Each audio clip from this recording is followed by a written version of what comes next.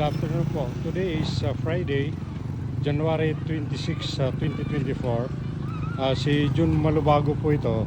Nandito po kami ngayon sa bayan ng Sablayan, Occidental Mindoro. Ang ginawa po dati dito, kanina po, the whole day, nagkaroon dito ng job fair at dinaluhan po ng Hopewell Agency, manpower, para po trabaho abroad. Ngayon po, may mga kasama po tayo, nandun sila ngayon. So, pinapakita ko lang sa inyo yung sunset ng Sablayan, ng local government unit ng Sablayan. Dito po na maganda, maraming mga bangka, ready na sila. At saka ito, ginawa nila boulevard. Okay, malinis.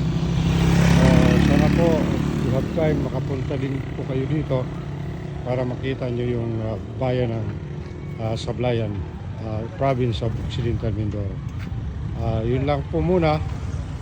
Hopefully darating yung panahon, mayroon kayo pagkakataon makapunta kayo dito para naman ma-witness ninyo yung progress ng Occidental Mindoro, Sablayan, Municipality of Sablayan.